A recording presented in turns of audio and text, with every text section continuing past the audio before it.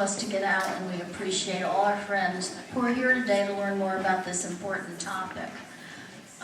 Dudley Williams, who's our moderator for today, the Director of Corporate Citizenship and Diversity for GE Asset Management, is going to do formal introductions, but I am just quickly, because I know you're not here to hear me, I am just quickly going to thank the people who need to be thanked.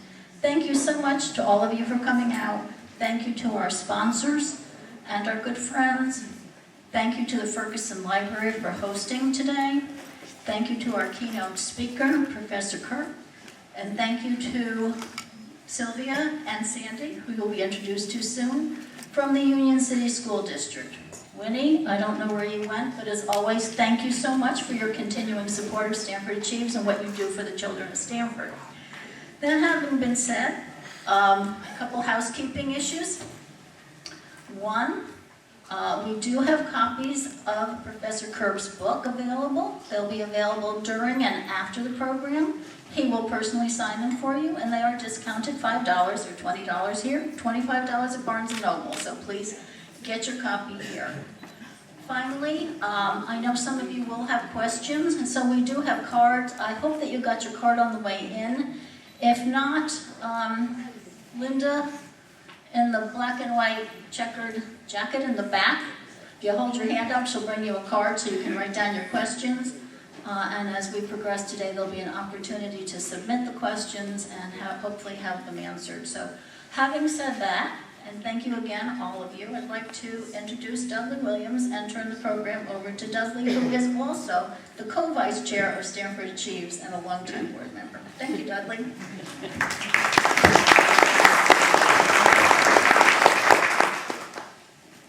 Good afternoon. Good afternoon. Very good.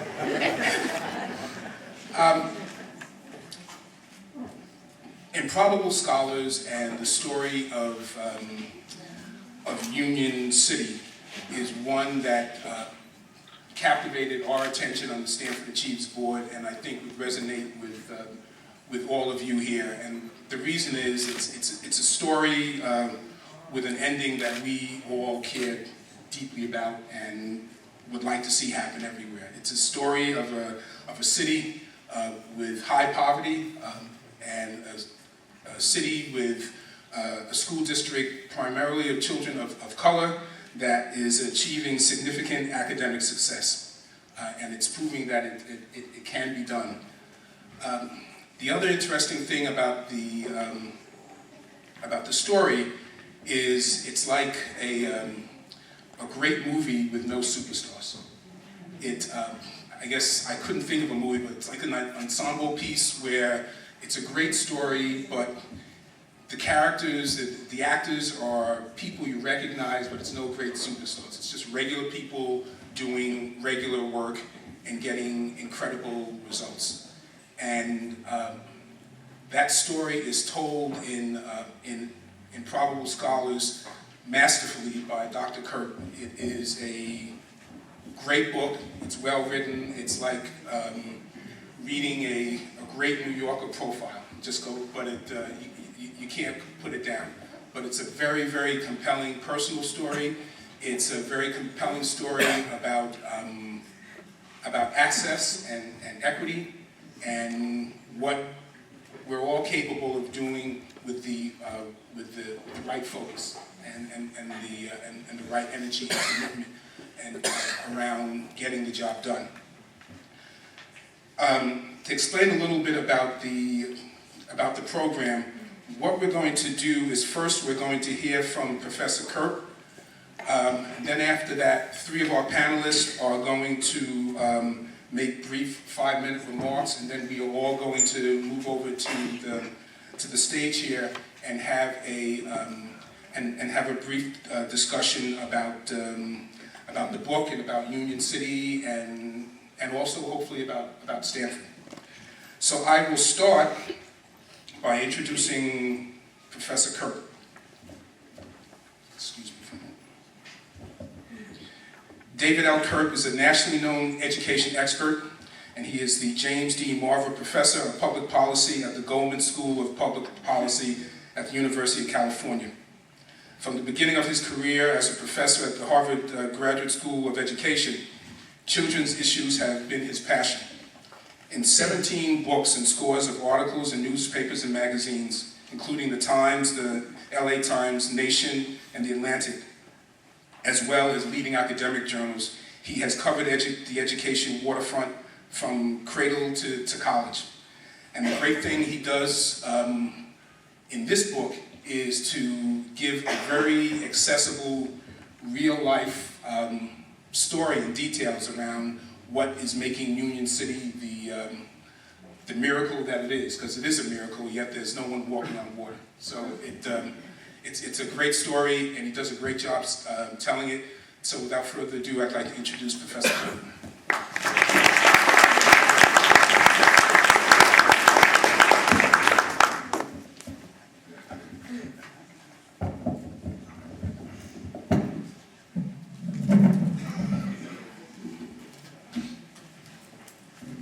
I guess by now, anyone who thought they were attending a performance of the Jerry Springer Show knows they're in the wrong building and needs to proceed down the street.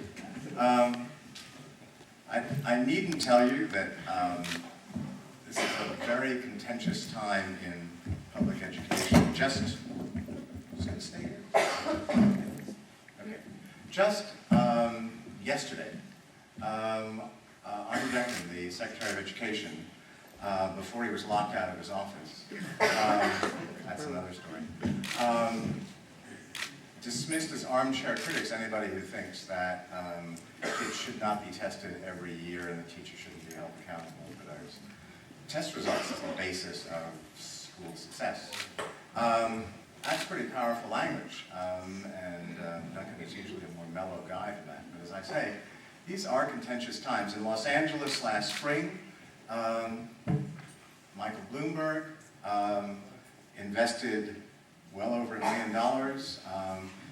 Rupert Murdoch, about the same, in a school board race in Los Angeles. So odd. I mean, Michael Bloomberg is, in New York, and the thought was, he's being termed out. Maybe he wants to, make a move to the other coast. But $4 million to defeat a candidate who was an incumbent on the board, whose sin was that he had said, let's go a little slower with charter schools. Let's review what's happening with some of the schools that we're approving, and maybe we don't want to base the... I'm sorry, folks are having a hard time hearing you. Well, Do your best, that's all we can ask for. Thank you. yeah. Spencer can help. Is there actually setting this up so that I'm not doing it or not? Try.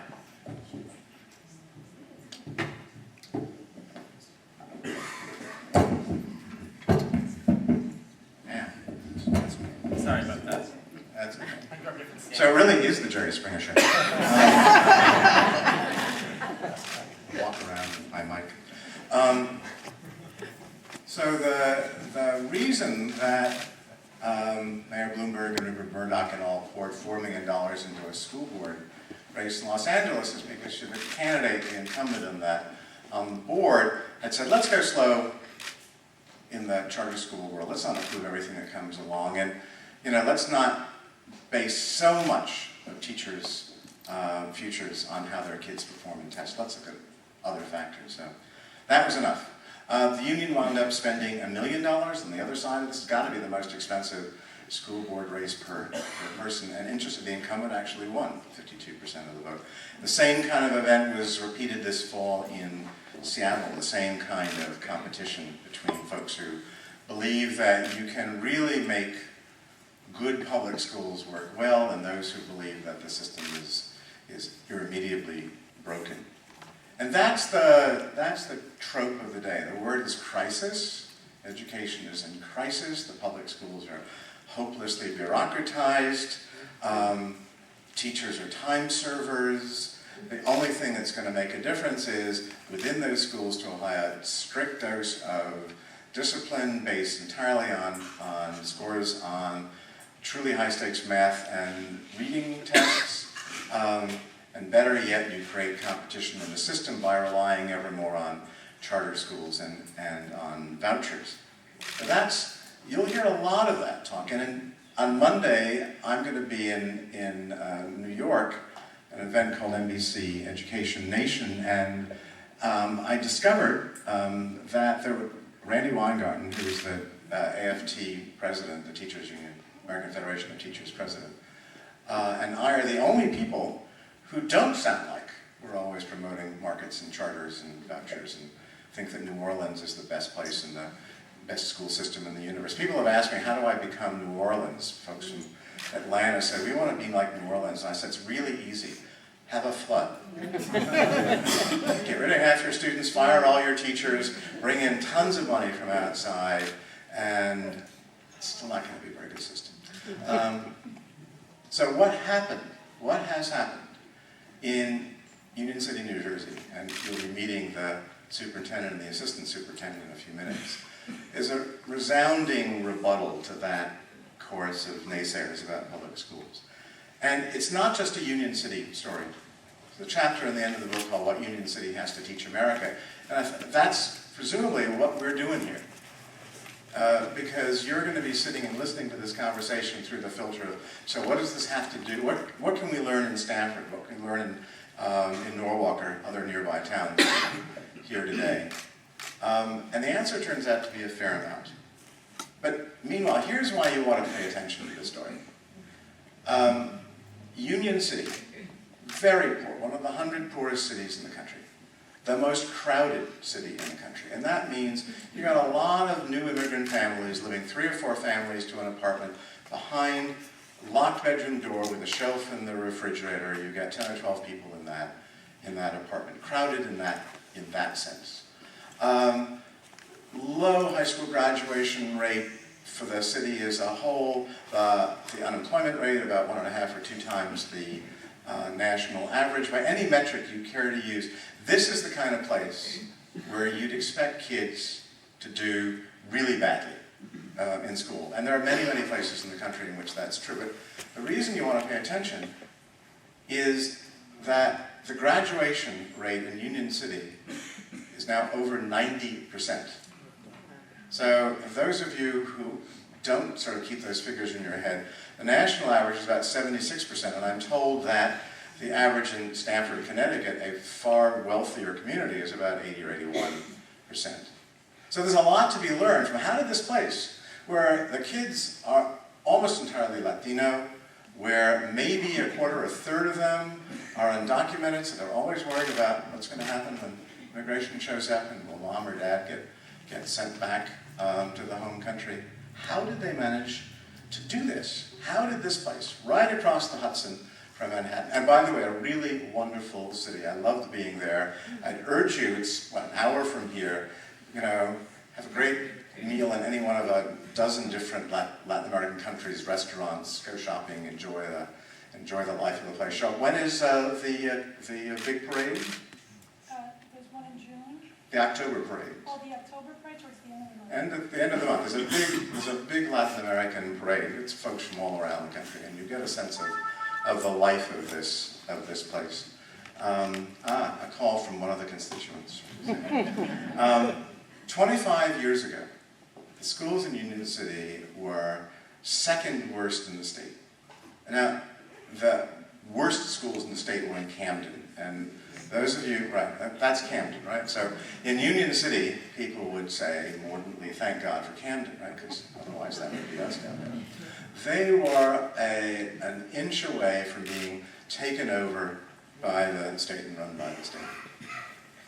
That was then.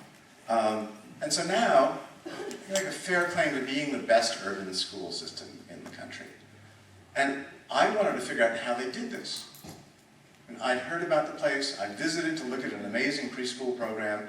I just spent a day walking into classrooms from kindergarten through 8th grade, saw good teaching, saw great teaching, saw lots of hands-on teaching, didn't see any of that kind of the teacher asleep behind the desk and the kids watching movies sort of teaching that critics of urban schools will tell you is what's there. I thought, I want to stick around. And these guys gave me what amounted to a passport to the district. I could go any place, talk to anybody, drop in anywhere. Nobody was shepherding me around. Nobody was telling teachers, is coming in the door. And I mean, I spent about, a quarter of that time in one third-grade classroom with a bunch of Latino immigrant kids who were learning English and prepping for the first high-stakes test. I was Mr. David in that class, and the most fun thing I've done since the book has come out is to have a pizza party for those kids who are now a couple of years down the road and full of stories about what's happened and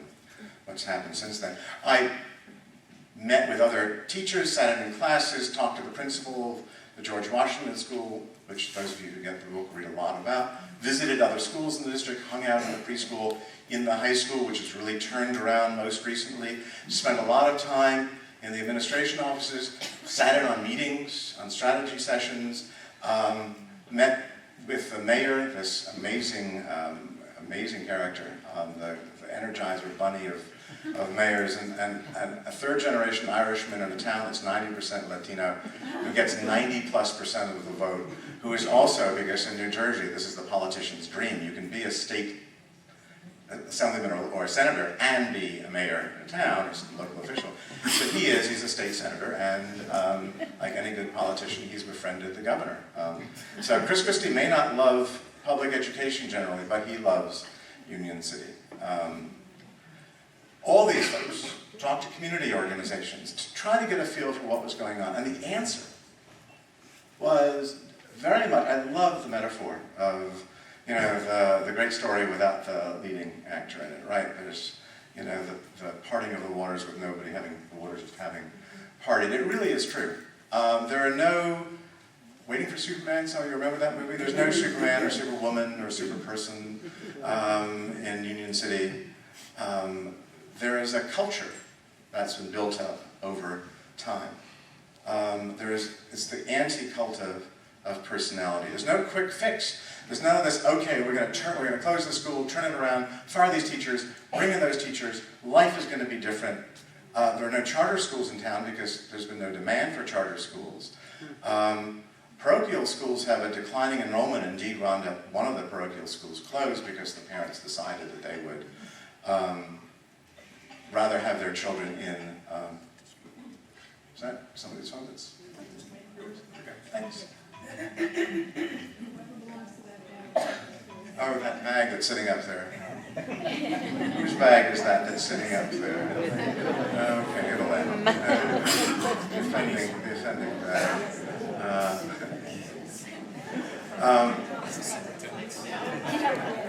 We might want to grab that bag, however, since this may happen. Superintendents are busy folks, not to name names. It's definitely Dudley's bag.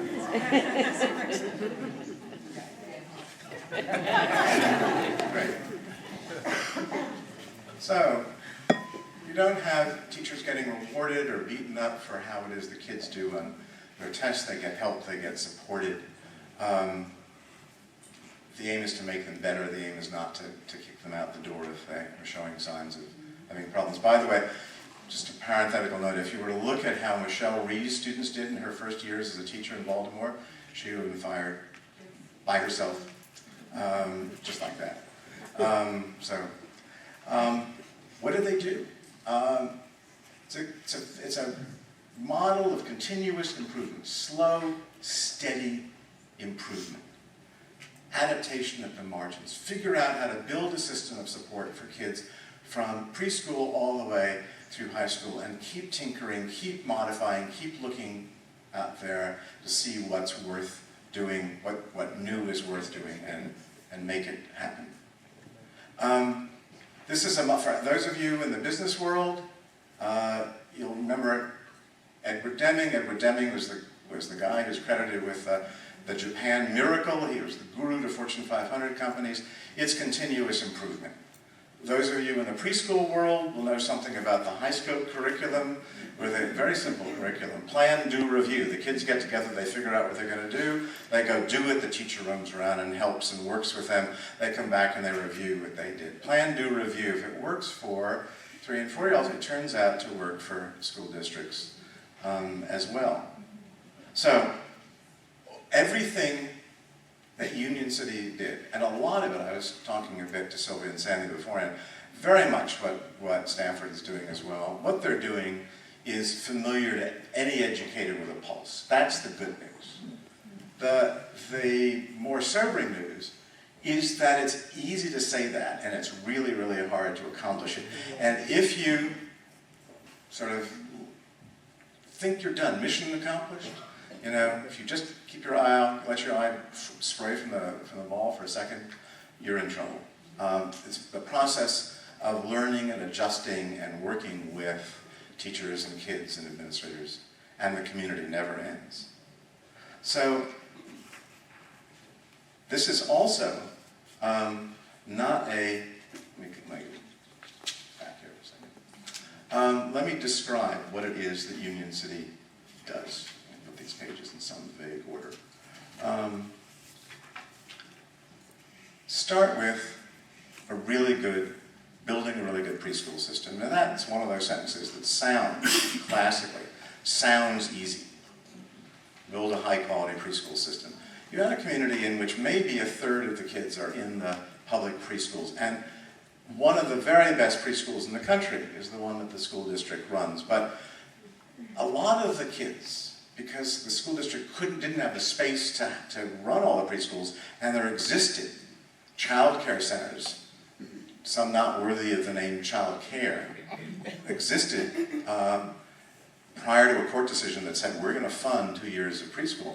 The district managed to take 30-plus schools, nonprofit, church-run, for-profit, city-run, and make out of them a system of schools, a miniature system that's good enough so that you can walk into most of those other preschools, and if you didn't see the sign on the door, you wouldn't know where you were. You wouldn't know what kind of a school you were in. So that's taken and keeps taking a lot of work.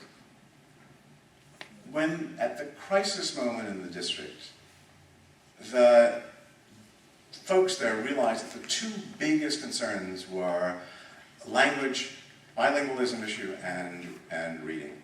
So you have kids, 75% of these kids come to school from homes where Spanish is the language, and the dining room table where it's the telenovela, not the reality TV show or Jerry Springer that's on the TV.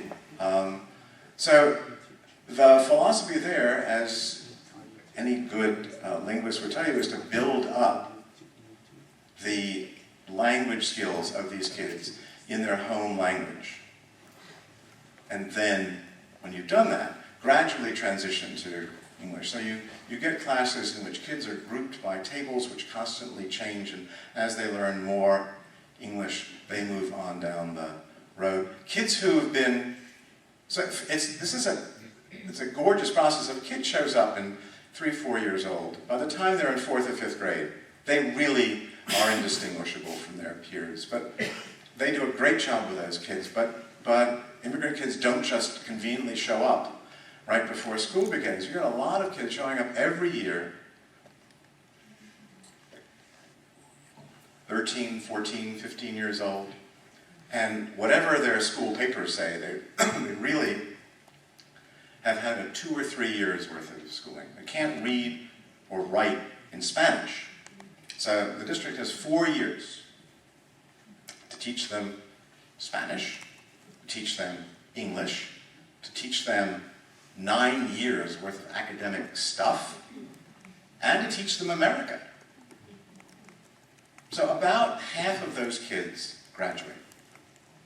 Just to put that figure in comparison, about half of all the Latino kids in New York City graduate.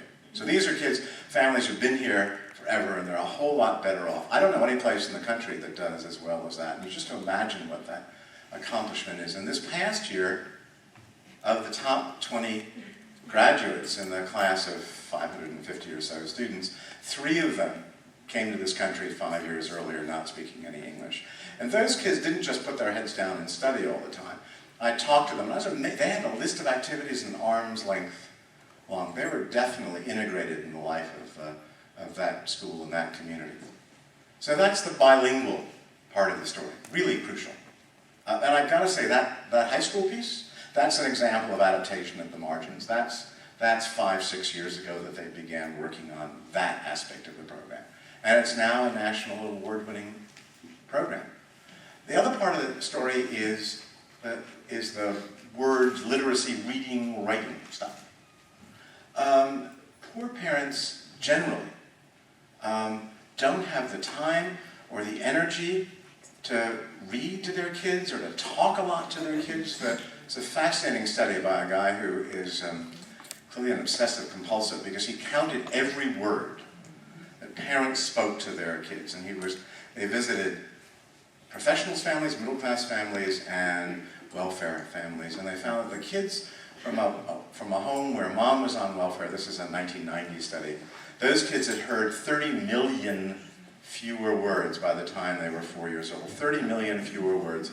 And many of the words that they heard, proportionally, many more of them were negative, controlling, don't do this kind of words. Well, that's a huge gap to overcome. In the school, you go into those schools, you get a sense of what a word-drenched environment it is. They're reading great stuff, they're talking about stories, they're writing every day.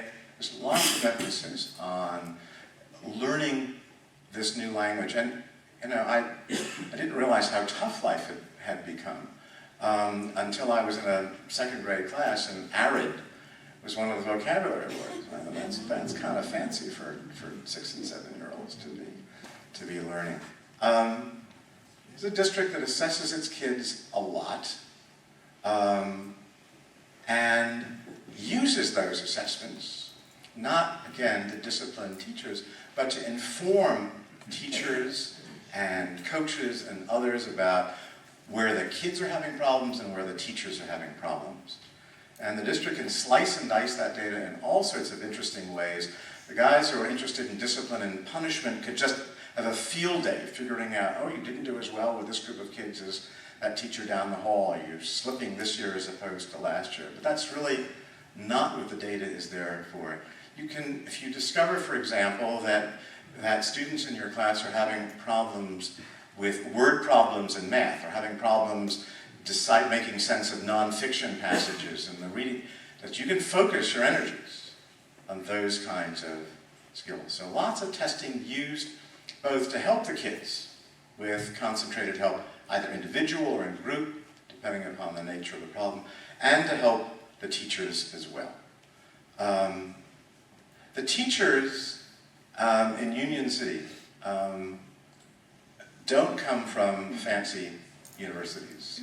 This is not a Teach for America place either. And there are some, just to be clear, I think there are some great charter schools. I don't think Union City needs them, which is why they're not there.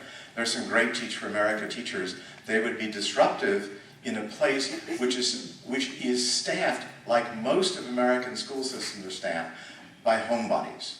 People who grew up, went to college, got married, came back, started teaching, and stayed teaching within an hour and a half's drive of where they began. And these teachers learn enormously from each other. You watch classes there, and I have no doubt that the same would be true if I wandered through the schools in Stanford. This is really, where do these guys learn this? And I will say, I never did hear somebody say, oh, I learned all that in college. They learned it from each other. A lot of collaboration, a lot of cooperation among teachers. There's time set aside during the week for teachers to work together. If one teacher is having a hard time with, math or writing or what have you, a more experienced teacher will take time out, work with that teacher in the classroom, the novice will watch the expert teacher, the more senior teacher teach a writing lesson, they'll co-teach a writing lesson, then the novice will teach, and the expert, the veteran will watch. It's very much like the medical plan, the medical model, watch one, do one, teach one. And when the district uses consultants, they're much less inclined to send folks out to standard issue training programs, much more inclined to bring the consultants, the coaches, into the schools, into the classrooms to work where are. The structure of the system is a coherent structure. You can walk into a third grade classroom any place in that district right now, and you're pretty confident as to what the general topic is going to be this week. So the curriculum is consistent across schools. There is variation in terms of the novels or stories the kids are reading, or the kind of science experiments they're doing, but the guts of the program are the same. And the reason for that is really simple. Poor families move a lot, 2, 3, 4 times a year. And so if you go from one brilliant school, a fabulous program that school has developed, to another brilliant school that's developed its own program, a lot of kids are going to get lost because there's not much overlap. And the material is scaffolded one year leading to the next. When I was in school, I think it was my 9th grade teacher who sort of proudly introduced us to Old Man and the Sea, and we didn't have the heart to tell him this was the 3rd time we had read Old Man and the Sea. It's not going to happen in Union City. Finally, this is a place where you have a culture of respect. You just get this. People care about respect, acknowledge each other, and of warmth. You can figure out what a school is like by walking in the door and just feeling the atmosphere. People are genuinely committed to one another. This is not Happy Valley, this is not Valhalla. Of course there are going to be issues that arise, but I never, in all the time that I was there, in all the grades that I was there, saw kids doing the sort of the back talk, the behind the back talk, all the sort of stuff that urban school kids are supposed to be doing. In fact, one little story was an okay middle school math teacher, 8th grade math teacher, and I walk in and these kids are just raptly listening to a very boring math lesson, competently taught. And at the end of the class, I just sort of wondered about the fact that there was so much focus, so much attention being paid to this lesson. And she said, you know, a couple of weeks ago, we had a kid move in from another district, and he started making fun of me behind my back. And the other kid said, cut it out. And they went up to her after the class, and said, don't worry, Miss So-and-so, we have your back.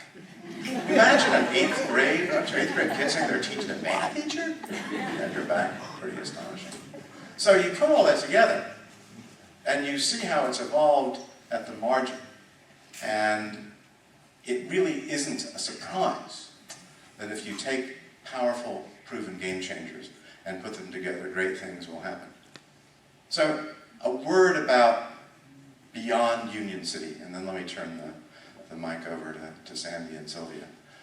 After I finished working there and spending a year there and writing about the school, I thought, is this just Union City? Is this kind of a wonderful story, a New Yorker piece, but not something which anybody else is going to learn from? And so I went looking around the country for big, medium-sized, little districts. Districts that spend a lot of money, like those in New Jersey and those in Connecticut. Districts that spend almost no money, those in Texas and California, half as much money. Districts that are unionized, not unionized, elected school boards, mayorally appointed school boards. I wanted to find districts that were beating the demographic odds, where the achievement rate was rising more rapidly and the gap closing more quickly than you'd expect looking at the population. Districts that were beating the demographic odds. And I found there are variations in those places. People like different curriculums.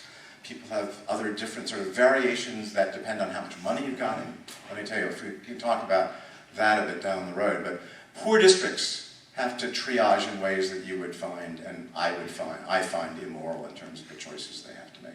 But still, they're doing the same basic thing. It is a pre-K through high school, build system on system on system. Didn't find the one variable, the one factor that was invariant in all of these places was stability. Every one of these districts had leadership that had been in place for a good while. That wasn't going anyplace.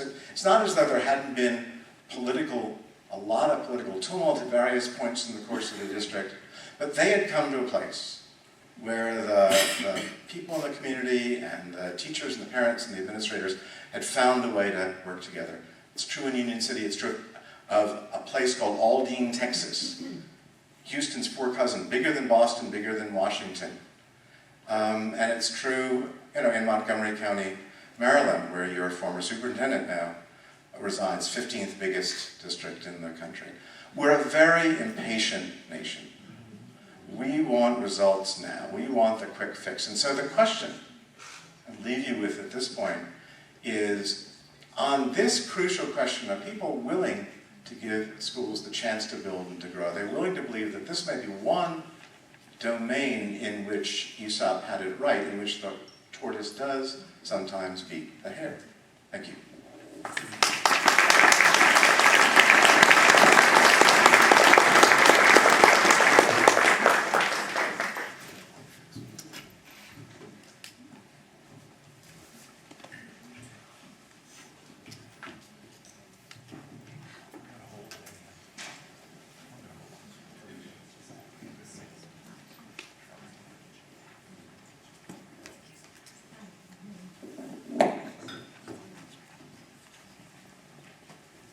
Dr. Kirk, thank you.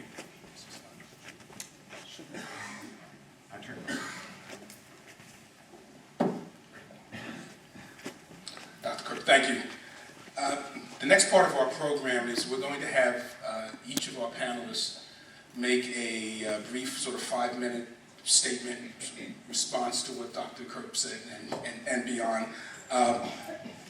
We're going to start with Sandy Sanger, who is the superintendent of the Union City School District. Since assuming the leadership of Union City in 2003, Sandy has supervised a renaissance in public education that has transformed, as you heard, what was once one of the state's worst performing school districts into one of the highest.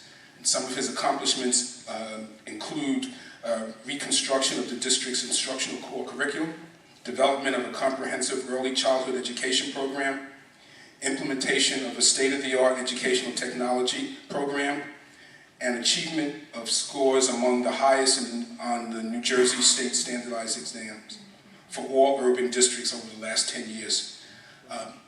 If you haven't read the book already, when you do read the book, you will read a story of really incredible leadership and a degree of personal dedication that is really just breathtaking. And it's just a remarkable story. He and Sylvia are a terrific team, and I think he's just a great public educator and someone that I think we can all be proud of. So, Sandy, please.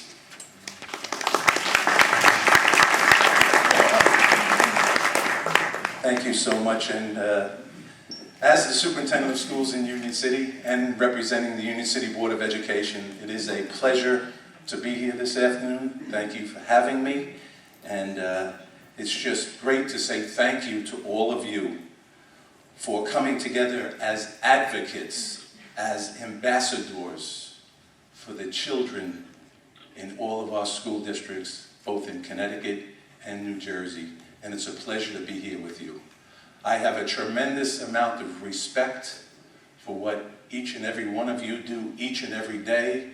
I understand the challenge, I understand the hard work, and I certainly would like to take a moment to congratulate you, to thank you, and just to give you a brief idea about the Union City School District. And let me tell you, first and foremost, we are nothing special. We are just everyday, hard-working educators who have a plan and we work the plan. And it's very, and much like that, it's very, as easy as that and as simple as that. And I would like to say here that I've read up on, I've done some research on the Stanford School District, as well as some districts in Connecticut. While I'm not an expert on it and don't have a tremendous amount of knowledge, I do recognize the tremendous amount of work that's being done here in your district, in your state, and how everyone has come together. And that work in urban areas is truly not recognized by so many people in our society, so many different interest groups, so many different people who may have an influence on education. What is going on in urban education, as well as suburban education, whatever, many tremendous things are happening. But what's going on in urban districts is just tremendous, and my hat goes off, and I congratulate so many of those educators that are in those urban districts, and the partners and the people, again, who support that. And I am blessed in Union City. I'm very fortunate that I have a Board of Education that supports me in each and everything I do. Yes, we do have an appointed Board of Education in Union City. I am an advocate of appointed boards of education, and I will say this. Many of you may have heard about the Abbott funding in the state of New Jersey for urban districts, and we've had the pleasure of enjoying that funding for about many, many years now, over 15 years, and 13 of those years I've been superintendent. But through that Abbott funding, we've been able to do just some tremendous things. And that funding has allowed us to move forward and to do all the things that we want. So we've enjoyed that funding, and we're able to do that, but it's what you do with that funding. It's the utilization of that funding. And that's how we've been very fortunate to have that. Something about the Union City School District. We are large, we are urban, we have over 13,500 students, 97% Hispanic, 87% free reduced lunch. Yes, poor, ladies and gentlemen, poor. And 34% bilingual ELL, English language learners. 11% special needs. Do the math. 34, 11, 45% of our population is at risk. I say to Sylvia, we're starting this year behind the 8 ball. 45% at risk. But yes, a great challenge, but at the same time we have sustained academic achievement. And I emphasize that word, sustained. And we're very happy for that. We like to think everything we do is institutionalized, and that is the norm and not the exception. That is our goal in many things that we do. Then, of course, yes, this is a great challenge. 40%, 5% at risk. Some of those demographics that I've given you. How do we meet that challenge? Now, we've gotten a tremendous amount of recognition. David's book, thank you, David, visited Union City. Recognized LA Times, New York Times, well, maybe a lot of things we didn't deserve as well. Because don't believe everything, as they say. But a lot of great things happening, yes. But bottom line is that we've met this challenge, and we do not have the silver bullet. We have so much to learn by being here today, interacting with you, interacting with others, and just people who have a caring, and they certainly have a dedication for children and what we do. So this is about consistent daily work. This is about commitment by all administrators, instructional staff, non-instructional staff, parents, students, and community and partners, as many people in this room are. And I would like to say that we have data, we have proven in Union City that when the urban child gets the opportunity, they will excel and will be successful. And we have proven that by our success, our graduation rate, our test scores, and as well as many of our students attending Ivy League schools. And we're very, very proud of that, because they've given, what do we believe in? And I have to do this in 5-7 minutes, this is quickly. And I try to capsule this, and I try to be brevity, I will try to have brevity as my theme. But David mentioned stability. We believe in stability, consistency, and long-term investment. And in that stability, we talk about stability of a Board of Education through the appointed Board of Education. We have many board members that have been there for many, many years, have been in the peaks, the valleys with us, the ups, the downs, the good times, the bad times. When we had funding, lack of funding, whatever it may be, they were part of construction with us. They helped us construct with that. So that is so important, stability of Board of Education. I could sit here, or stand here this afternoon and talk to you all about the advantages of appointed Board of Education. But in my mind, and as I may have mentioned before that the in the state of New Jersey, 4 of the districts that are excelling in urban areas just happen to have appointed Board of Educations. And everyone's rowing in the same direction. And it's just, I can only share with you my experience. And say that with that, of course, we can advocate for that. The stability of administrators, principals, assistant principals, supervisors. We have taken in Union City, this is my 40th year in the Union City School District. And in Union City, over that period of time that I know of, we've taken 2 administrators from out of town. Last year, out of 993 teachers, 3 left our school district. So talking about stability, which is so important. Again, everyone rowing in the same direction. And I can elaborate on that. The stability of teachers, few leave the district. The importance, as I said, stability of consistency of all systems. The approach at educational instructional practices. The consistency of that, ongoing assessments that David spoke about, but at the same time, Sylvia, who will be able to maybe expand upon that for you. And of course, the continuous cycle of improvement. And very simply put, how do we continue to get better? Every time we sit down with staff and everyone who's involved in the educational process, it's very simple. No fancy words, nothing big on a board, no PowerPoint. How can we get better? That's the total focus of every meeting we have, and nothing else.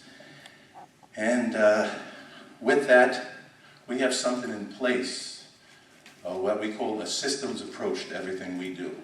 And we have something called a blueprint for sustained academic achievement, something we put together over the last 10 or 12 years, and all it is a plan that everyone follows, built upon all our successes.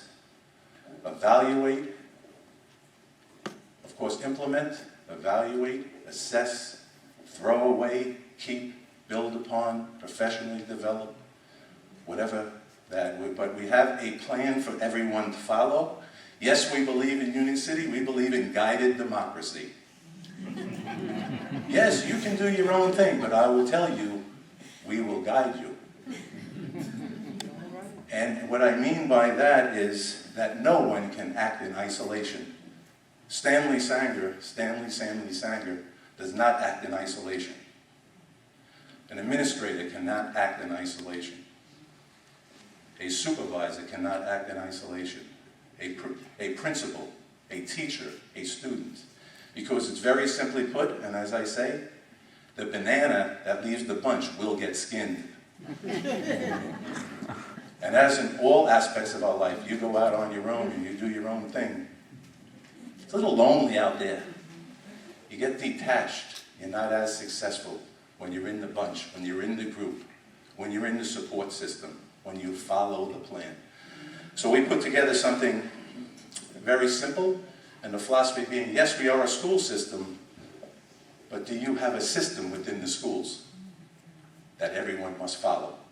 And we be sure in Union City that everyone follows that plan, they follow that blueprint.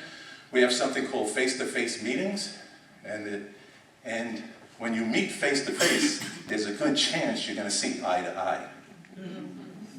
If you don't meet face-to-face and put in the checks and balances and how we're following the plan, you're not going to be able to share those philosophies, share those practices. And David spoke about a number of those things. It is a comprehensive plan for all services for students, teachers, preparation. Everything is about data. It's data-driven. It's also about being fiscally fit. Heard of being physically fit, but we like to think we are fiscally fit. And a lot of that has to do with the funding that we do get in the state of New Jersey. And I'm being flagged, and we will be just ending in one moment. And we also like to set up forums as I finish. As David mentioned, very, very important how we learn from each other. Setting up forums for collegiality, how we can learn from each other.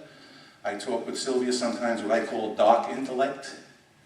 Yes, we know many people that are very bright, very smart, but it's in the practice.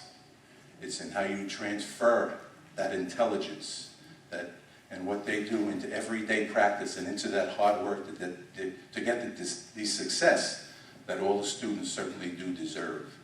So we try to set up those forums and within us, in our school district, what we do each and every day, grade level meetings, working with the union to be sure that everything's built, these type of sessions where we can share best practices, vertically, horizontally, inter-school, intra-school, whatever it may be, so we can learn from each other. And that's the greatest thing. To force these people who are bright and smart, let's get them out there. Let's put them in situations where they can share that with others. And some people may not be comfortable. We will provide the forum for them to do that, so we can all learn from each other. So that's basically, I could share many things. That's basically what I have to say. But this afternoon, I have someone that will be introduced to you in just a moment, Sylvia Botto, and I am very fortunate that we get recognition and because I have good people around me. It's that simple. But my Board of Education gave me the opportunity to pick those people, to choose those people. And that's where I'm very fortunate. And you'll hear from Mrs. Botto in just a few moments. So it could be said many things, but there's a chance for question and answer, and we'll be happy to talk with you. And it's a pleasure to be here. Thanks very much.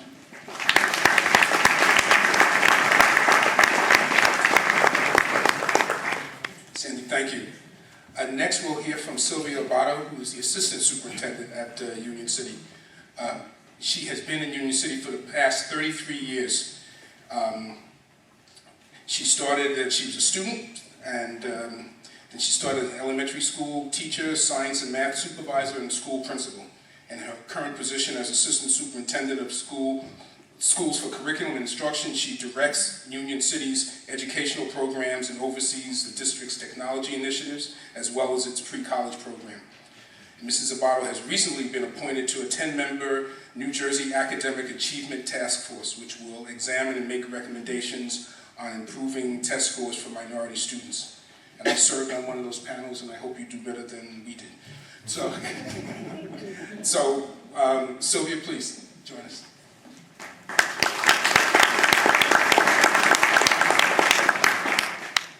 I've been told to be brief. I'll try to be a little entertaining because it is the afternoon. I wanted to first begin by thanking Stanford Chiefs, Mr. Dudley Williams, which I had the pleasure of meeting, and his lovely wife, his better half. Dr. Winnie Hamilton, Stanford Public Schools. We've been reading up on the Stanford Public Schools, and a lot of the things that Union City has been doing, Stanford Schools has also been doing, so that's a credit to the superintendent and the Board of Ed. Dr. David Kerb, who we refer to as David Amigo. He's a friend. He spent over a year in one of our schools, and all of our schools actually. And when David approached us about coming to Union City Schools, we decided that it wasn't going to be the best school. It wasn't going to be the gifted and talented program. It was going to be a school at need, a school at risk. And David, everything in the book is correct, and there's some wonderful things going on in that school. I'd also like to thank Andy Sklover. Andy, where are you? Andy, thanks for the directions, great directions, and all the emails back and forth. I wanted to start out by the best decisions in education happen when the people making those decisions are closest to the children. I want to thank the Board of Education members that are here today, because you are also advocates of the community. And teachers know what takes place and what's needed in the classroom.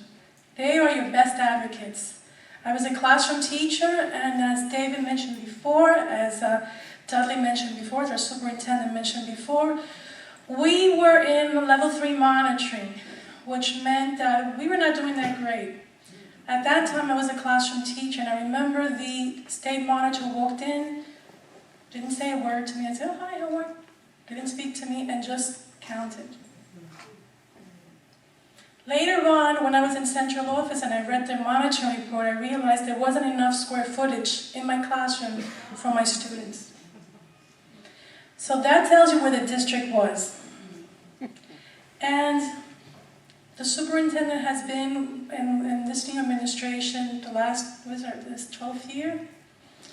And we have established a belief that every student is college-bound and no student is unteachable. We overhauled our curriculum.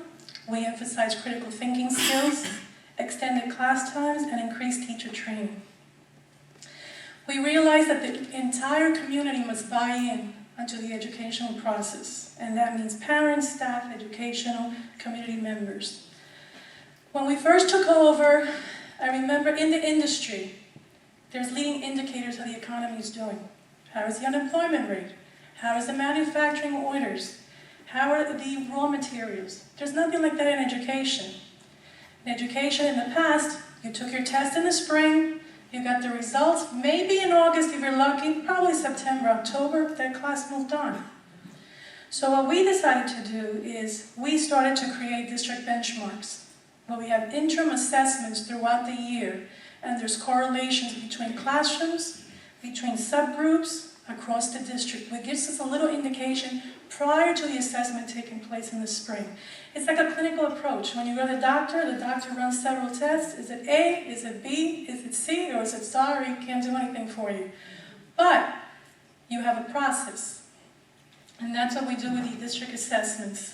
We concentrate on the pre-K third grade foundation, building that foundation. That is the foundation of the house. If you don't have a strong pre-K foundation, what happens is the house crumbles.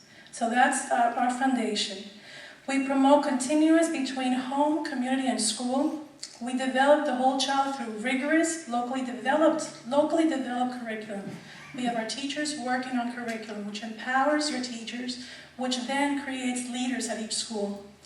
We promote teacher leadership as a means of coherence and alignment, and we'll create a blueprint for success. Mr. Sanders spoke about the blueprint.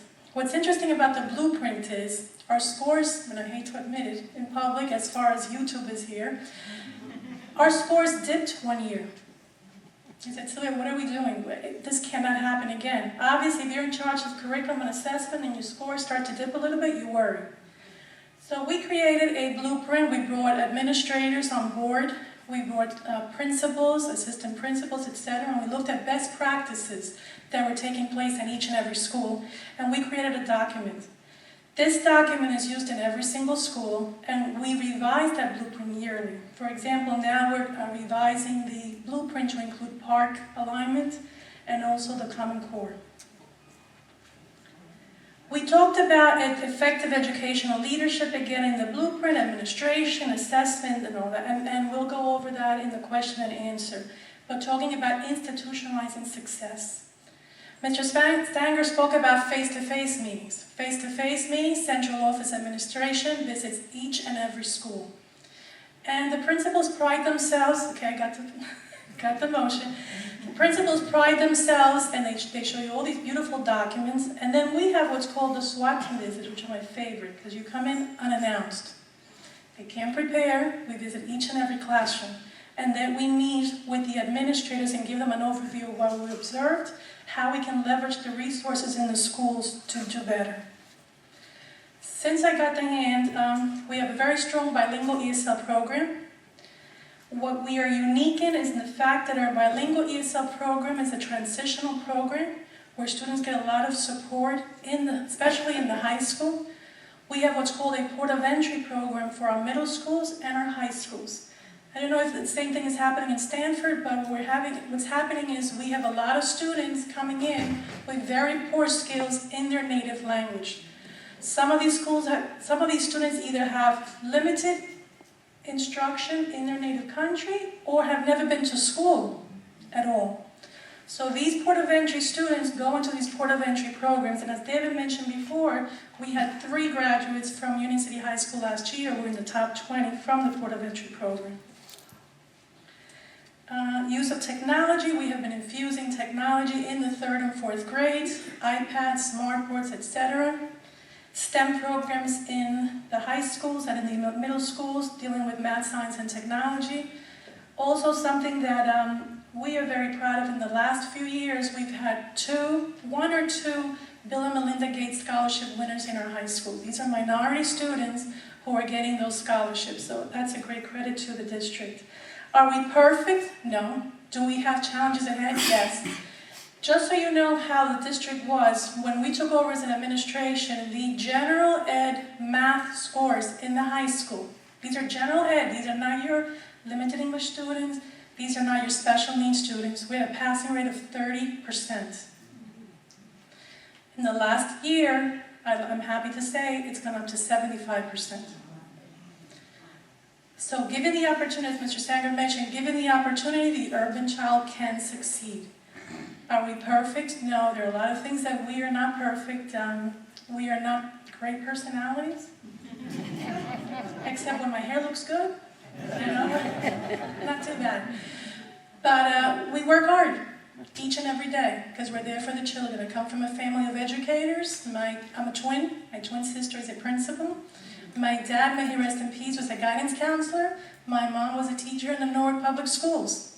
When I came to this country, I spoke no English. They sat me next to a girl that spoke Italian. They figured Spanish, Italian, same thing. Oggi parlo italiano molto bene. I speak Italian very well today. Because I had to translate it and speak with this girl. So now I'm trilingual. But those are the challenges that students can make if they have the skills in their native language. If they do not, then you have to give them the support mechanism in the school to get to that. So we have many challenges ahead. We look forward to the challenge. I know Stanford is on its way also with meeting the challenges of the students. And thank you very much. It's an honor to be here today.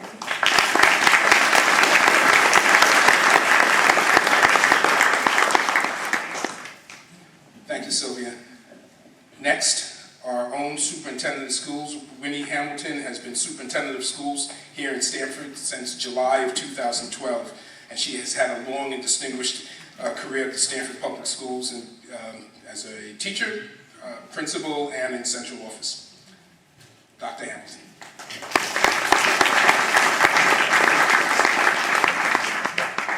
I'm going to turn off my other phone. I apologize.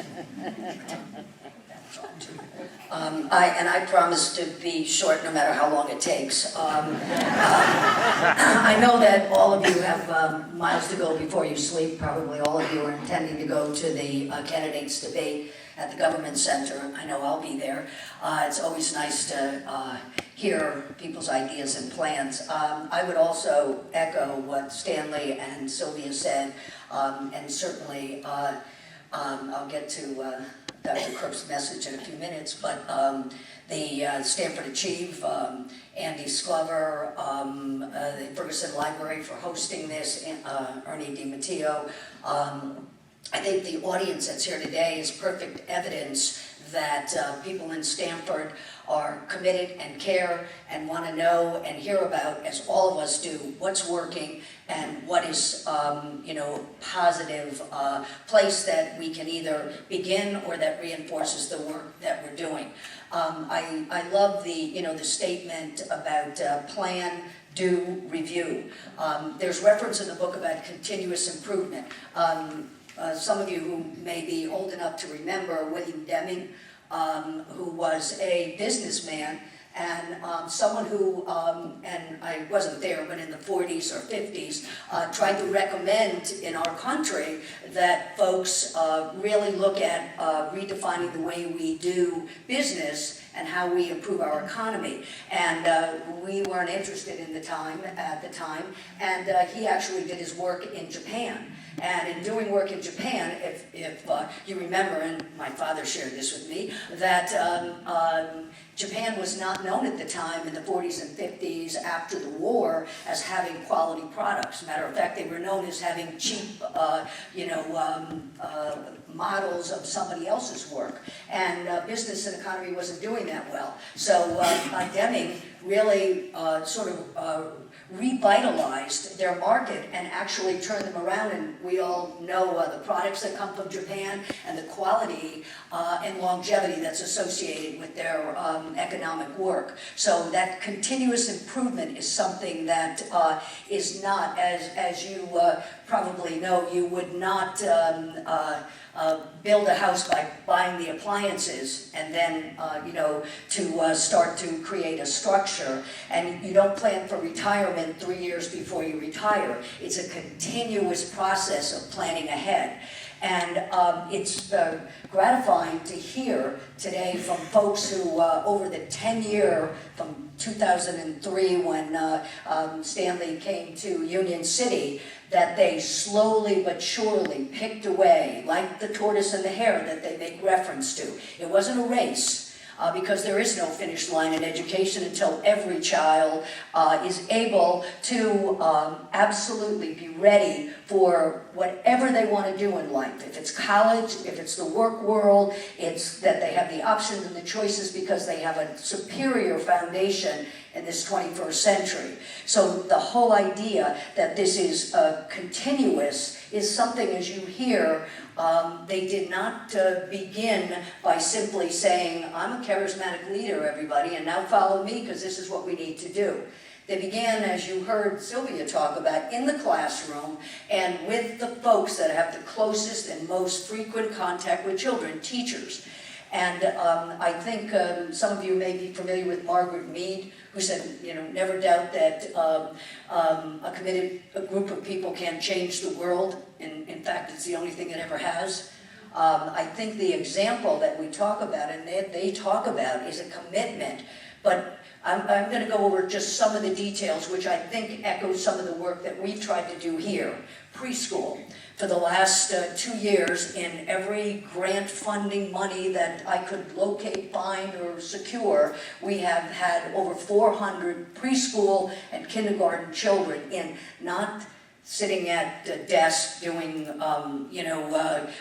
classroom rigor, but enrichment. You know, we don't want 4 and 5-year-olds who want to drop out. We want them to come and find joy in learning. And we've had over 400 children. This past year, with a grant that I was able to secure, we were able to put children from 2 of our schools in 6 weeks of summer school, not the usual 19 days, but 6 weeks, 6 hours a day. Not sitting at a desk, but having trips to museums, having trips to a library, getting a library card, which is a big deal. So we did a lot with preschool, and we're continuing to do a lot, and we may be putting even more Title I monies in what is most important. Begin at the beginning, and begin where the first impression and where you can close that gap so much sooner. I was a former high school and middle school administrator, and as much as we try, it's very hard when students are 13, 14, 15, and 16, and they have some basic skill work we have to do. The other that they refer to is parent engagement and buy-in and community. And rainy days or whatever, parents would come, they were interested.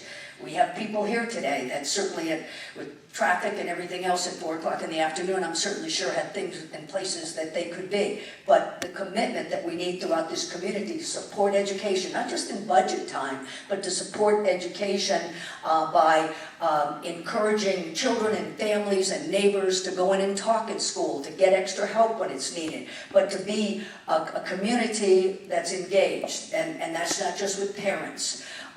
When we talk about the programs like which we are working on, and it's a work in progress and work we have to do with our bilingual population. We're not happy with our results, and we're in the process of changing some things. I think it reinforces that you need to be literate in your own language before you are just introduced in one language to another. Because we all associate the language we speak to the next language we're speaking. If you don't know parts of speech or vocabulary, it's very hard to learn it in another language. So that commitment to bilingual education. Assessments. You know, years ago we had a gentleman named Dr. Stiggins here, and he talked about, unfortunately in this country, we test sometimes to find out what children don't know. So that we can then give them a grade instead of testing children to find out what they didn't learn, so we could reteach it. It's a philosophical difference, but it makes all the difference in the world. If you're testing me to see how, as a student or even a teacher in a class, how I could teach a concept different, then you know it's purposeful. I think you heard again and again about the commitment. And not just the commitment to change the world, but the commitment of teachers and school people in every school, and not an individual school, not one school, not a system of schools, but a school system. We've worked very hard on creating this. I come from a team background. One observation I made after years of going to the playoffs as a coach was the teams that had the stars never won state championships. They never got to the top. I mean, you can look at the Knicks, you can look at the Yankees, you can look at some professional teams. You know, a star doesn't win games for you, isn't always who everybody wants to play with. But what wins is a team. The strength of a group of people who are committed and who believe that they can make a difference and who believe that they're doing the right work. We have a very strong teachers organization. We have a very strong, a committed group of teachers. One of the other aspects that they talk about in Union City is coaching. Due to the generosity of the GE Foundation, we've been able to, with the investment we've made in professional development and embedded coaching. You know, I was a product of going to a conference. You know, and if it's a weekend conference on a Thursday, Friday, you then travel back, and maybe by Monday you're thinking, okay, now who do I tell this to, and how do I use this? But the idea of having embedded coaches is to do the professional development and then have somebody, a colleague, right there in that building that can model for you, that you can turn to, and is one of the best examples that you, as a colleague, who's taught the same children you have, who doesn't have an excuse that, you know, well, you know, I haven't had success with this child or that child. This is a colleague who is now the master teacher, the expert, and the person that's really helping you by modeling or working with you and helping build confidence and skill. So, are you raising your hand or you want to stop me, Andy? Yes, I'm sure. That's what I said. I was going to be, I've been short all my life, so I can't say I'd be short. But I just want to close with that it always is wonderful and reassuring that a lot of the work over 10 years that Union City has done is work that we have, we're on a continuum. We're working with staff and administration, and we're also working on keeping our teachers here and making it a place, even if they don't come from the immediate, we just got to get them off 95 in the Merritt Parkway if you've had that experience, but how we can keep teachers here and not just as has happened in the past sometimes. We train, we prepare, we create a background knowledge working in Stanford, and they're gobbled up by area districts as some of their most outstanding teachers, and we lose them. So we want to keep, and some of that will come in the budget process. We need to have competitive salaries. We need to pay people what they're worth, and I have to say personally, and it'll be my closing remark, that my father used to say that you know, it's very important to have quality. Sometimes you pay for it, and you get the very best, and I think we have the possibility in a very competitive Fairfield County to put some of our best professionals in place to work with probably the most important thing in all of our lives, our children. And so that's, Andy will close my remarks. Thank you.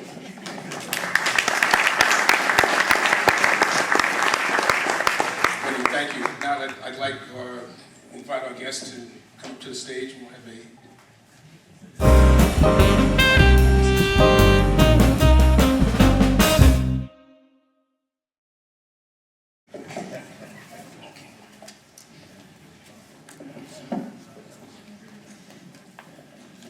We're going to open it up to the audience shortly, but I just had a couple of questions just to get things started. And I guess for our guests from Union City, a lot of what's in the blueprint and what you talked about is pretty can be pretty controversial. The SWAT teams, the frequent assessments, the face-to-face conversations with administrators and supportive teachers, and using assessment data to guide teaching. A lot of that stuff has proven to be problematic, and trying to implement that has proven to be problematic in many districts. So my question is what did you do to gain buy-in from teachers, from the union, from administrators around much of what's in the blueprint?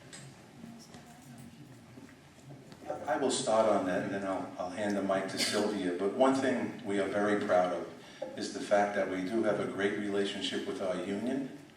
The relationship with our teachers is one that teachers know that we are not there to supervise. We are not there to threaten. That we are partners in the process. And they all know when we call a SWAT team, and all that means is a school-wide assessment team. Okay? You might think SWAT that you're going in there to check and they know though that when we come, it's purely and 100% constructive, 100% supportive. It also is a time for central office to evaluate themselves to see where our administrative practices, our connections, our bridge to the schools, are they all working? So it's assessing the most important thing in education, ongoing instruction, the improvement instruction. It's also the educational program. There's a trust built in that people know we're there and partners in the process, and establish that trust by your everyday practice, that nothing is threatening. We're there as partners.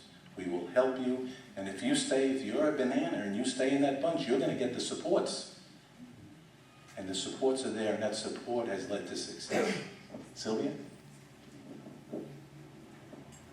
And just to piggyback on what the superintendent said, SWAT team visits, to be honest, the schools do not welcome us. And we come unannounced.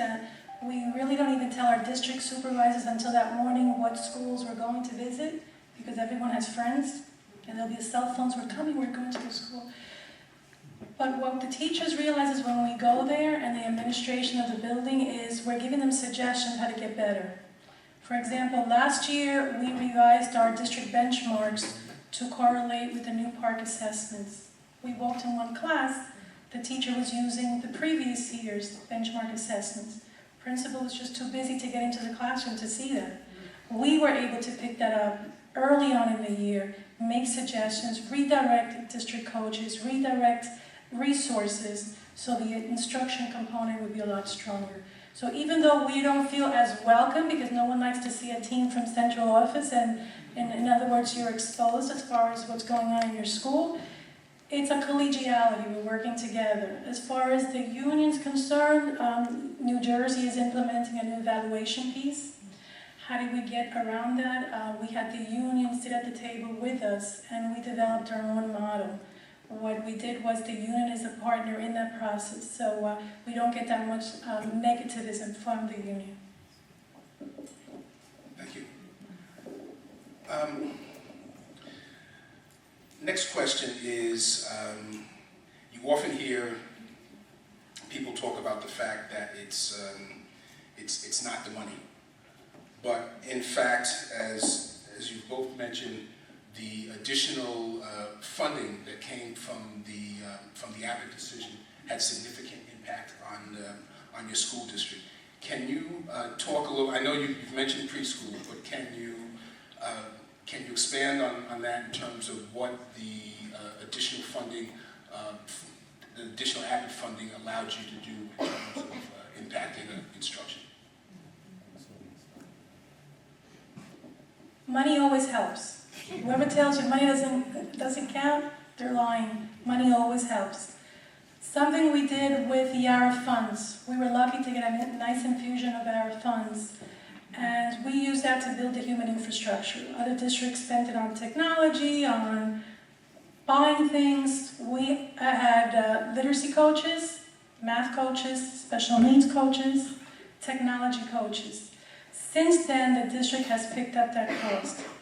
When it comes to funding, Title I funding, as all of you know, because of sequestration, the district lost over $1 million in funding. So it was, how do we look now of continuing the same type of services with less funding? So funding is important, but it's what you do with that funding. And I love technology, but technology is not the answer. One great teacher in the classroom makes a world of a difference. And it takes 2 to 3 years for a student to catch up if they have one bad teacher 1 year. So the investment that you make on the instruction component is the one that's going to be the most valuable.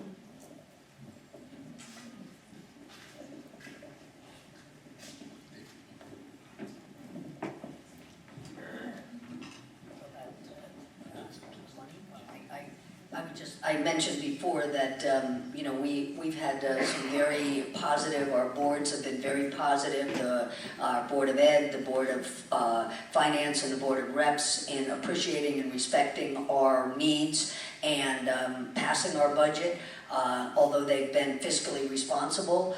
I think as I mentioned before, the $25 million over the last 5.5 years, that was a gift with some accountability about what are the results from the GE Developing Futures Corporation has been an investment that I think they've seen dividends for. There's definitely been a closing of the achievement gap, and there's been some significant improvement. And how we use the money, I am presenting a budget, did not cut people, I didn't cut programs, I cut money from energy, from utilities, from oil and gas, from equipment that was not a necessity.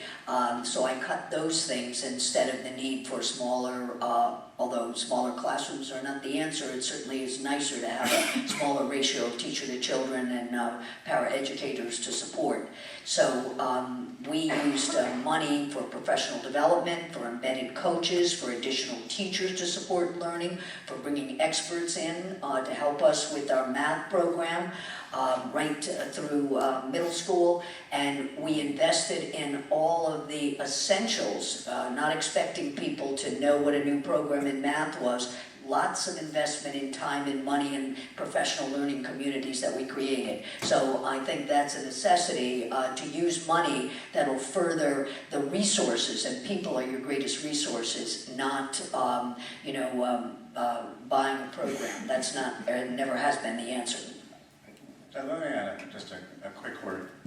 I think the most important thing that differentiates Union City from other places is the fantastic job they've done with full-day programs for 3- and 4-year-olds that are near universal in scope. So people say, how do you fund this? And I have an easy answer, just give it a senior year in high school. And if you think about it, if there wasn't football, why would there be a senior year in high school? Kids want to get out, right? Well, that's not going to happen. But in fact, the point of that is, it's still the case that in Union City, it's Abbott dollars that are funding preschool, and I hope when Abbott dollars go away, the commitment will be there. In Stanford, it's still extra dollars that are funding preschool, and I would hope my challenge to you guys would be that you should have as many kids, 3 years old as well as 4-year-old, in preschool that you cut, if you've got to, at the upper levels, because that's where the investment is going to pay off.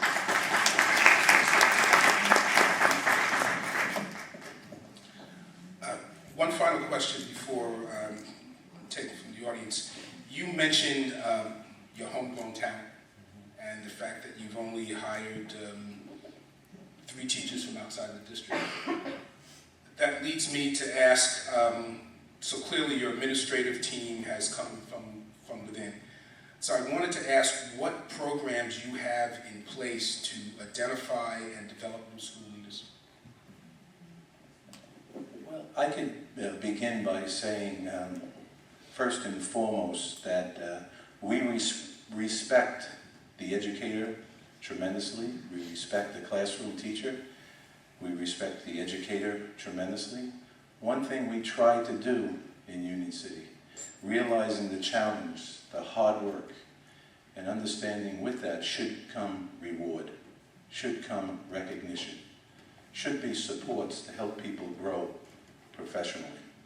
And what we did was put together what I like to call an informal leadership academy, whereby we developed a structure of classroom teacher, master teachers, coaches, assistant principals, principals, various levels, all first and foremost in everything they do is instruction. People can help in different areas, assistant principal for discipline, learning environment, but all must be part of instruction first. So what we did, we set up this informal situation, but in a way formal, because we had them serve on various committees, different task forces, give them the experience in assessment, technology, support services, services to develop the whole child in many different ways. You recognize some talent, you recognize some ability, you recognize a commitment. Maybe we can work out with someone, instead of teaching in the classroom 6 periods today, you might be teaching 5. 1 period, you're going to help be part of a committee. You're going to be part of the assessment. You're going to be part of whatever it may be. There's different ways to do that, to work that out. But most importantly, that everyone has an opportunity to serve on committees, serve on different areas, help them to develop their skills, develop talents, work through that, and hopefully develop them as leaders. And then have them serve on the administrative team meetings that meet every weekly in Union City. Have them be part of those meetings, gain that experience, build upon that. Have 4 or 5 people on a team in each school. Once they develop, then you can send a person who now can go out and be a ambassador to another school that might be struggling, have them join that team and help them develop and help them move. It's a constant growth. It's a constant reach out and to people. So we do it in formal ways, informal ways, but give everyone an opportunity to grow.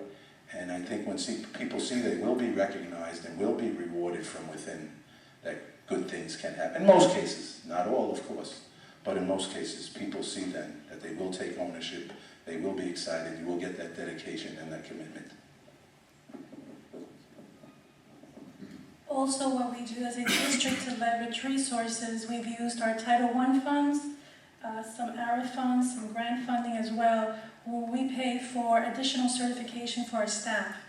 We found that our senior administration, senior teachers were retiring, and that left a gap on literacy instruction. So we partner with a local university, and we've been paying for our teachers, no cost to the teachers, gratis, for literacy courses so they can become literacy specialists.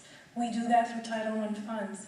The district also has made a commitment to pay for ESL bilingual certification for staff, especially when it comes to the content areas and in secondary.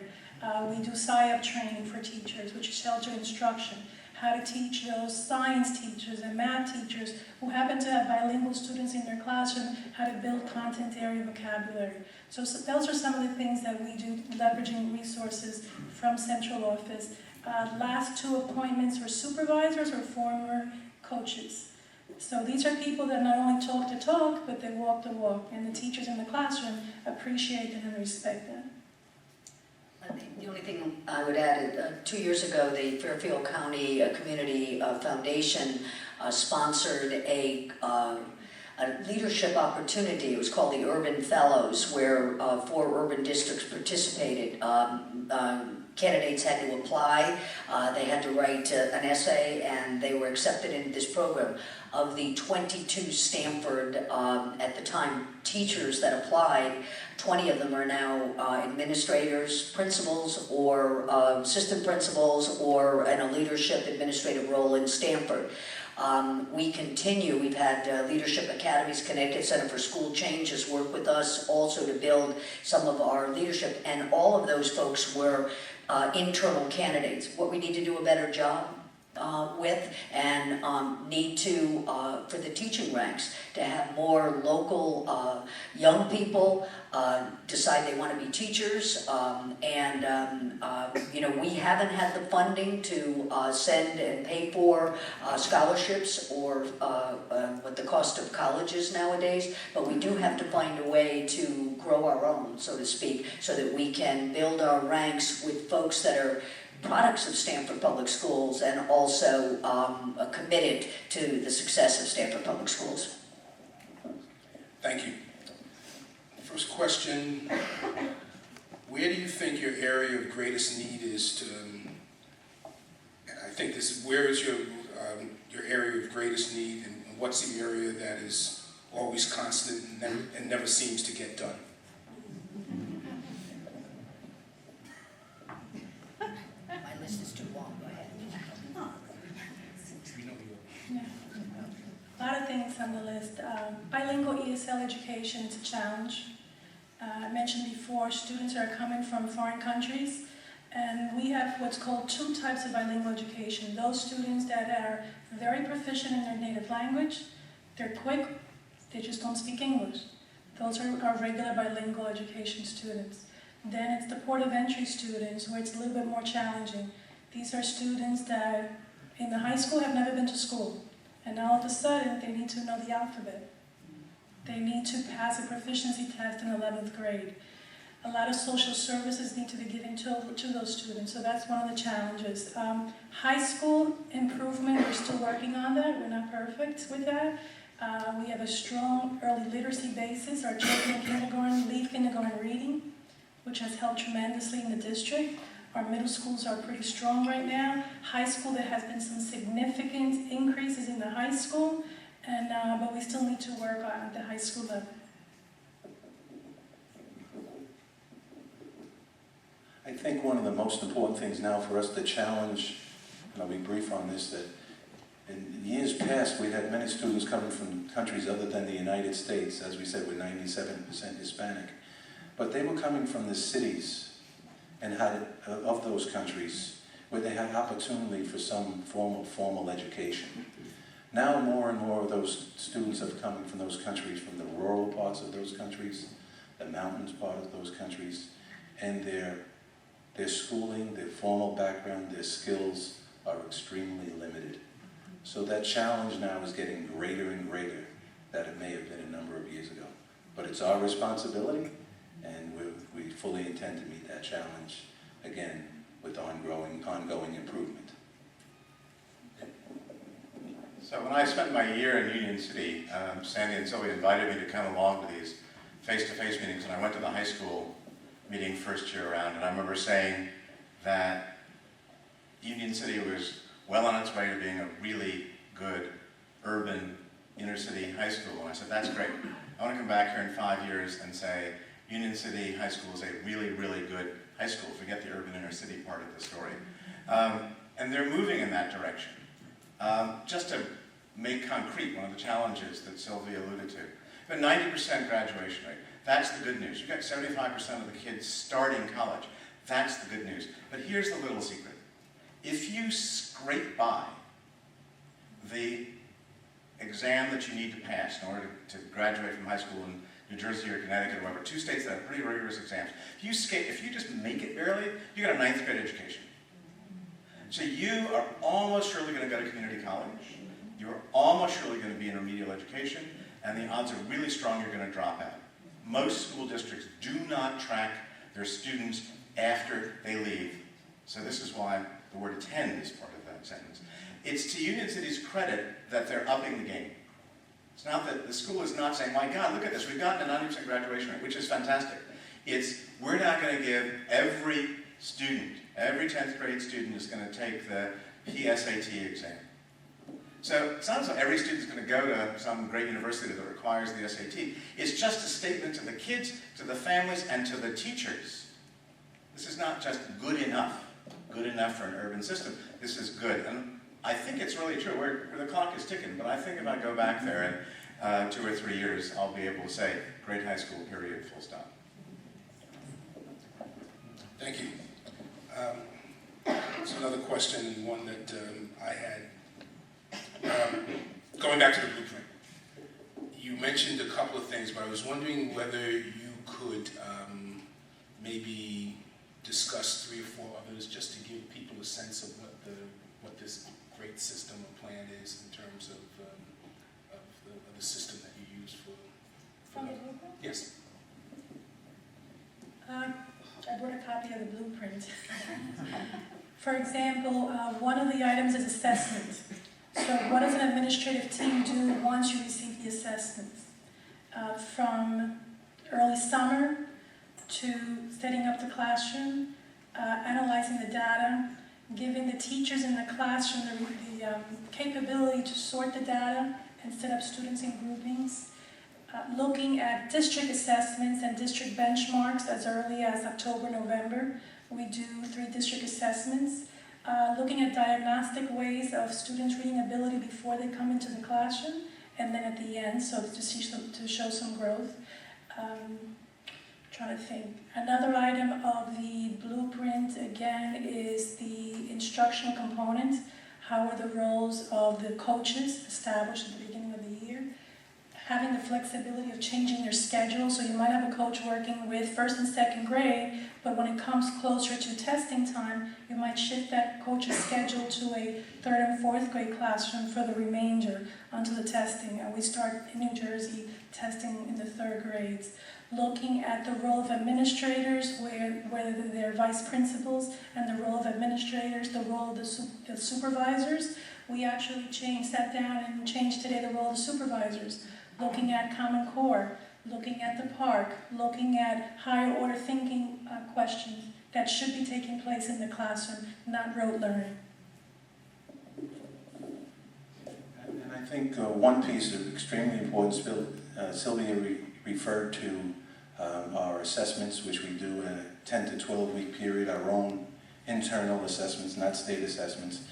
Get to see, allow students not to slip through the cracks. All of a sudden the state assessment is in April or May. Oh, these kids are behind in skills, what do we do? So it's not late. We'll know by November where students who are in danger or at risk and that type of thing. And most importantly, in that structure of the blueprint, how to regroup students for differentiated learning within a classroom. Be sure the coaches are doing that, the regrouping, and having the fortitude to change teachers' schedule to meet the needs of the kids. You might be telling the teacher, you might have to change a class or a group or whatever 3 or 4 times in the year to meet the needs of the kids. Sometimes people get out of their comfort zones. They don't like that. But those are the kind of things that we have in place. Those are the kind of things we check on. Those are the kind of things that we work in a face-to-face way. Those are the kind of things that happen at grade level meetings, that happen once a week, at department meetings that happen once a week. And all of those meetings, exactly what should be discussed at those meetings. It's all about instruction, not about an assembly program, not about safety, not about books, materials needed, whatever. It's all about instruction. And there's a whole checklist, there's a whole profile, there's a whole piece that goes towards that. And that is all in place. The mechanics of an ATM meeting, administrative team meeting, exactly what to do. Exactly, once you go from that meeting, how you take that down into a grade level meeting, things of that nature. And all the things that you do, the steps towards that. So again, everyone is following the same plan. Because that plan, if done, great change will be successful. Not always, obviously, but the greater chance that you will be successful. So when I took a look at this document, I was stunned by how boring it is and how obvious it is. And then I went back to these guys and I said, what's this about? And Sandy used the term, it's a checklist. Doctors go through the same thing. There's now interesting data on checklists, all the things that a doctor should do in the operating room, and doctors are resistant to this. I know about these things. These are dumb things. Why are you asking me to do this? Lo and behold, outcomes improve enormously. If you work your way through each of the items in that text came out of some problem that was spotted in the schools. They weren't just as a random set of associations. And the idea is to have this kind of basic frame within which to work, ideally automatically, so that you know it. That's the rule in which you're working. So you can then be creative. I mean, a classic example is state assessments. So all states have assessments, and they wind up coming to the school district. What happens in some school districts is they sit in the superintendent's office because the superintendent is scared to share them with principals or others because trouble will arise. Other schools, the assessments are shared with the principals, and the principals keep them in their office because they don't know what to do with them, and they're afraid of conflicts with teachers. So to have a set of standards that you got to talk about these with teachers. You got to figure out a plan, what to do to address this problem. Let's work through it. That seems, that's as obvious as who's buried in Grant's tomb, but it turns out that it's important and not so obvious. I didn't talk about priorities earlier, but that just triggered a thought for me. We can talk about conflicting priorities. We have new state standards. We have an evaluation system that somehow is misappropriately aligned with learning and accountability. But and we certainly have the length of the school day and the length of the school year. But I what just made me want to respond to this question now is time. time is the big challenge. There's not enough time in the school day or the school year to have children perhaps not with the teacher, because teachers need to meet, they need to talk, they need to plan together, they need to look at data, they need to be able to assess what students are learning or what they haven't learned, and be able to do something about it. And you know, how you take a 6.5-hour day and make sure that children are having real contact time with the certified, highly qualified teacher, at the same time having time for teachers to be able to meet and talk and learn from each other to be able to apply that for the classroom. That is a major challenge that we face in trying to prioritize the best use of this short period of time we have. Thank you. Next question, I think you answered this, but who appoints the Board of Education in Union City? And if you know the other Abbott districts that you referenced that were excelling? The mayor, the Board of School Estimate, he's the chairman of the Board of School Estimate. And as mayor, he appoints the appointed Board of Education, those members, and he's held accountable by the public. And it is that simple. He's very serious about this. He's very committed to this. And I know I get many phone calls and with this process, but he is held accountable. And there are districts such as West New York, Perth Amboy, just to name a few around our state who do have appointed boards of education, and you have seen significant gain. So this is one area in which I'm going to beg to differ with folks from Union City, particularly since you've got an elected board and you've got an election coming up. Union City is blessed by the fact that it's got a mayor who's very pro-supportive of a school system that is on a curve upward. The next mayor may have a very different view, and the school system may suffer accordingly. Sometimes mayorally appointed boards are great, sometimes they're okay, sometimes they're disasters. What's important is to build a system that produces stability around the very simple, the magic triangle of sort of what schooling is about. It's how do you connect the talented teacher, the engaged student, and the challenging curriculum. That's it. Everything else is a structure that's built around that. And whether it's the mayor in a community who sees the school as a convenient whipping boy if she's up for re-election, or it's the elected school board that says, oh my God, let's bring in a new miracle worker, this person's no good, 2.5 years, out the door they go, that's the disaster story. So I don't think, and the data suggests there's a slight benefit to the appointed board, but that is so overridden by building in a culture, which is not just a school's culture, but as in Union City, a community culture that is supportive of and embraces the schools. Next question. I think essentially you talk about changes that were made to achieve this sustained success that you've had in Union City. Essentially the question is, what was the first critical step that you took that sort of started the district on the road to significant improvement? Well, our scores. Like I said, when we first took over the administration, the elementary schools were doing pretty well. The middle schools, met a little bit, well, not too bad. But the high school, I remember having the first meeting with the high school math department. Their scores were 30%. At that time, I was young. I consider myself a little young, but at that time I was young. Everyone in the meeting was like this. Like, what are you going to tell us? So I got up and I said, you're all working very hard. We just have to work smarter. And we're going to work together as a committee and with the teachers, and we're going to develop a plan of how to get better. Not that you're not working hard, because you're working hard each and every day, but it's apparent that we're not getting the results. By the end of the workshop, teachers volunteered, teachers started to come on board and assist us. Something that we did as a district was join state organizations as well as national organizations. We were lucky at that time that New Jersey had received a National Science Foundation grant, which was called the Statewide Systemic Initiative. And we realized that if students were not exposed to Algebra 2 by their junior year, they were set to fail in the HESPA, which is our standardized test result. So we eliminated all the General 1, General 2, General 3 math because we could have students technically not having algebra till they were juniors in high school, which was basically too late. We started training our teachers, partnering with the universities, etc. So those were some of the changes that we made. Also, we had some stellar middle school teachers that became district supervisors in the high schools. What's happening in the high schools, people have a set way of doing things for the last 20, 30 years, and they're not going to change. Oh, those are elementary people. Those are middle school people. Guess what? They're getting the results.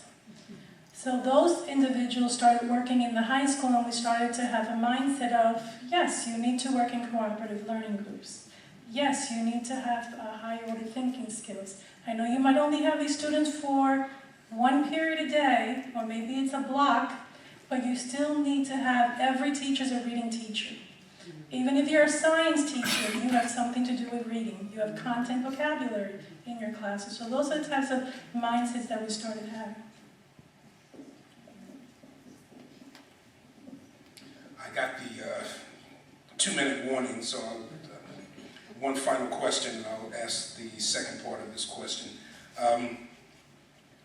What programs are in place during the summer to complement the work that takes place during the school year? One thing we do in the summertime, and again we hold the teacher as a very valuable component, we revise continually, and part of the continuous cycle of improvement. We work in the summertime on curriculum on a regular basis, and that cycle of revising curriculum to meet the needs of our students. We be sure that the teachers themselves are part of developing the curriculum. And this way it comes from the colleagues themselves. We do not use anything commercial, anything from outside. That's our philosophy, anything of that nature. They are teacher-developed curriculums coming from the teachers and the colleagues themselves for the ownership, for the input, and the people who have contact with students each and every day. So that's a very important part of our summer program, is how we constantly revise curriculum. Another, of course, is what we do during the course of addressing students who might be taking an 11th grade state test, which is so important. We call in New Jersey the High School Proficiency Assessment, the HESPA.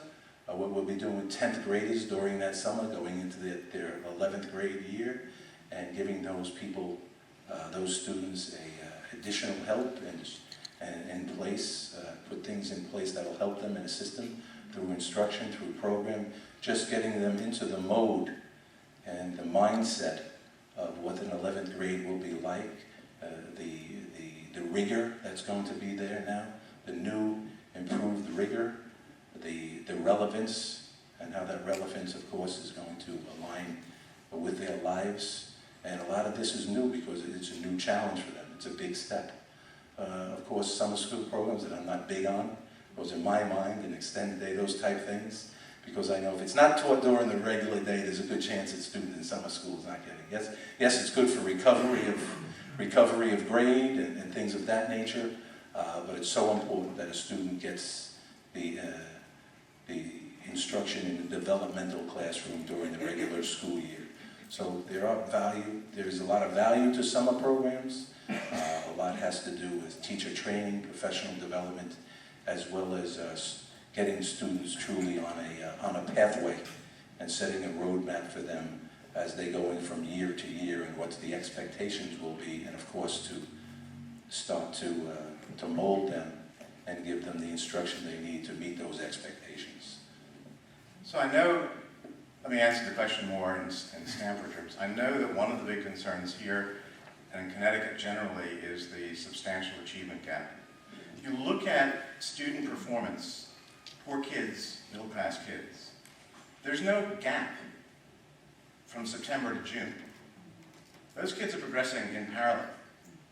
What happens during the summer is that middle class and upper middle class kids get a rich bouquet of activities. Some of them not summer school for dummies of the kind that my generation knew about, but a very rich mix of stuff. I mean, I come from San Francisco. The number of programs for different groups for different parts of the summer could fill a small telephone book, right? You get 4 weeks worth of, finger painting and archery and Latin class, whatever. Just pick the package that you want. But if a state and community is serious about narrowing achievement gaps, that's part 2 of the story. Early education is part 1, summers are part 2. More generally, as you start evaluating what it is that you're doing, let me suggest a standard to you. It's the one that I use. It's the policy version of the golden rule. Is it good enough for a kid that I love? Not is it good enough for them. Is it good enough for a kid that I love? Why? And I will say that Union City, to my delight, satisfies the golden rule standard. If I were living in Union City, there's no doubt that I would send my kids to the Union City public schools. And I hope that I don't know Stanford well enough, but it's clear to me that just the kind of energy that brings folks out here on a lovely afternoon to listen to folks talking about a whole bunch of acronyms suggests some very good things are afoot and will carry on being afoot. If I could add to that, besides supplemental programs for the students who are not at academic level, we also have enrichment programs where we have, starting as early as 4th grade, minority students go to our universities, such as New Jersey Institute of Technology, and they work on STEM careers, especially exposing young females, young minority females to the sciences. Right now, we have an overflow of females going into the STEM that we have to now get more males involved. But at the district cost, we send anywhere between 450 students in the summer paid for by the Union City Board of Education, including transportation, where these children are there from 8 to 4 o'clock. They get home at 5 o'clock. And it's a wonderful program. In the high school level, we have internships with the University of Medicine and Dentistry, with Seton Hall, with Princeton, where students, and again, these are minority students, they're getting internships, so they're getting a stipend for doing research, and that helps them in their college careers to get scholarships. Thank you. We have gone past our allotted time, so I just wanted to close by saying that in the area of school reform, there are obviously many camps, but I think the biggest hurdle we face is the attitude held by way too many people that when it comes to poor and minority children, essentially what we have today is as good as it gets. And what Union City has done, and other districts around the country are doing it as well, is to provide concrete proof that that's not the case, that we can do better, and how to, as to why we need to do better and how we can do better.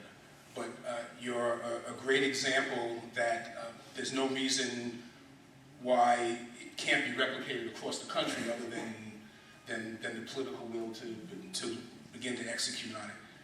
We were fortunate here to have Professor Kirk brilliantly sort of capture the work that you two and your colleagues have done in Union City. It's a great gift, and I can't, even if you're not an education policy wonk, I can't recommend the book highly enough. It's a great read, and you'll find it.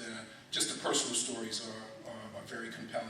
So on behalf of Stanford Achieves, people of Stanford, we want to thank the three of you for taking the time to come to Stanford today and to share your story and to share your wisdom. We greatly appreciate it, and we've learned a great deal from it. So thank you.